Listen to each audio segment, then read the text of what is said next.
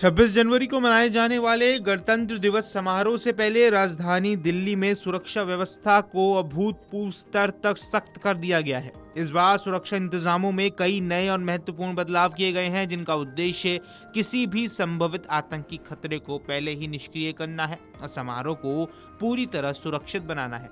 Delhi police ने खुफिया एजेंसियों से मिले इनपुट्स के आधार पर कर्तव्य पथ और पूरी नई दिल्ली जिले में अत्याधुनिक तकनीक से लैस बहुस्तरीय सुरक्षा व्यवस्था लागू की है।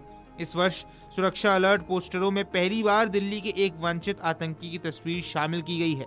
यह आतंकी मोहम्मद रेहान बताया जा रहा है, जिसके बारे में सुरक्षा एजेंसियों का कहना है कि उसका संबंध अल कायदा इन इंडियन सबकॉन्टिनेंट यानी कि AQIS से है। रेहान लंबे समय से दिल्ली पुलिस और खुफिया एजेंसियों की वांछित सूची में है। अधिकारियों के अनुसार इस कदम का उद्देश्य आम नागरिकों और सुरक्षा बलों को सतर्क करना है, ताकि किसी भी संदिग्ध गतिविधि पर तुरंत ध्यान दिया जा सके। दिल्ली पुलिस के अनुसार इस बार गणतंत्र दिवस के मद्देनजर सुरक्षा का दायरा केवल कर्तव्य पथ तक सीमित नहीं है, बल्कि पूरी नई दिल्ली जिले को हाई सिक्योरिटी जोन में तब्दील कर दिया गया है। सुरक्षा के तहत 3 स्तरीय घेरा बनाया गया है, आंतरिक, मध्य और बाहरी। हर घेरे में बड़ी संख्या में पिकेट्स लगाए गए हैं और वाहनों की कड़ी जांच भी की जा रही है। समारोह में शामिल होने वाले पैदल यात्रियों को भी कम से कम 3 स्तर की जांच से गुजरना होगा। इसमें डोर फ्रेम मेटल डिटेक्टर यानी DFMD और हैंड हेल्ड स्कैनर शामिल हैं। नई दिल्ली जिले के अतिरिक्त पुलिस आयुक्त देवेश कुमार महिला ने बताया कि कर्तव्य पथ क्षेत्र में दिल्ली पुलिस और अर्धसैनिक बलों की संयुक्त तैनाती की गई है। पूरे इलाके पर नजर रखने के लिए 1000 हाई रेजोल्यूशन CCTV कैमरे लगाए गए हैं। इन कैमरों को आर्टिफिशियल इंटेलिजेंस यानी कि AI आधारित एडवांस्ड फेशियल रिकॉग्निशन सिस्टम यानी कि FRS से जोड़ा जाएगा, जिससे किसी भी संदिग्ध व्यक्ति, आपराधिक पृष्ठभूमि वाले शख्स या चोरी के वाहन की पहचान होते ही कंट्रोल रूम में अलर्ट जारी होता है और तुरंत कार्रवाई हो जाती है।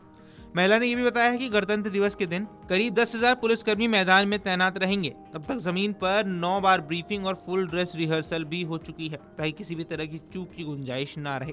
उन्होंने स्पष्ट किया कि गणतंत्र दिवस समारोह तय समय और तय प्रोटोकॉल के अनुसार कर्तव्य पथ पर ही आयोजित किया जाता है, इसलिए सभी मानक सुरक्षा प्रक्रियाओं को सख्ती से पालन करवाया जा रहा है। आपको बता दें, हवाई सुरक्षा के लिए एंट्री ड्रोन यूनिट्स और सक्रिय कर दिए गए हैं, जो पूरे इलाके में ड्रोन गतिविधियों पर भी नजर रखेंगे। इसके अलावा आसपास की ऊंची इमारतों पर स्नाइपर टीमों की तैनाती की गई है, ताकि किसी भी संभावित खतरे से तुरंत निपटा जा सके। जमीन पर सुरक्षा को और मजबूत करने के लिए होटल, गेस्ट हाउस, किराएदारों और घरेलू सहायकों का व्यापक सत्यापन अभियान चलाया जा रहा है। इस वर्ष गणतंत्र दिवस समारोह में बैठने वाले क्षेत्रों यानी कि इंक्लोजर के नाम देश की प्रमुख नदियों के नाम पर रखे गए हैं, ताकि व्यवस्था अधिक सुव्यवस्थित रहे।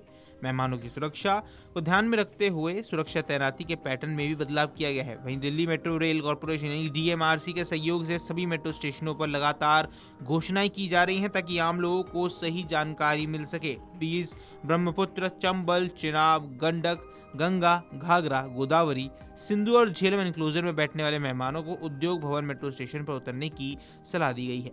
वहीं कावेरी, कोसी, कृष्णा, महानदी, नर्मदा, पेन्नार, पेरियार, रावी, सोन, सतलुज, तीस्ता, वेगई और यमुना इंक्लोजर के लिए केंद्रीय सचिवालय मेट्रो स्टेशन निर्धारित किया गया है।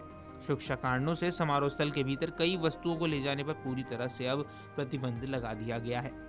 इनमें बैग, ब्रीफकेस, खाने पीने का सामान, मोबाइल फोन के अलावा अन्य इलेक्ट्रॉनिक उपकरण, पावर बैंक, पानी की बोतल, हथियार, नुकीली वस्तुएं, ज्वलनशील पदार्थ, छाता, परफ्यूम, खिलौना, हथियार और किसी भी प्रकार का विस्फोट शामिल है। दिल्ली पुलिस ने आमंत्रित मेहमानों और टिकट धारकों से अपील की है कि वे अपने निमंत्रण पत्रों में दिए निर्देशों को ध्यान से पढ़ें और केवल निर्धारित मार्गों का ही प्रयोग करें। अगर आप ये वीडियो YouTube पर देख रहे हैं तो हमारे चैनल को सब्सक्राइब कर बेल आइकन दबाएं और Facebook पर देख रहे हैं तो हमारे पेज को लाइक करें।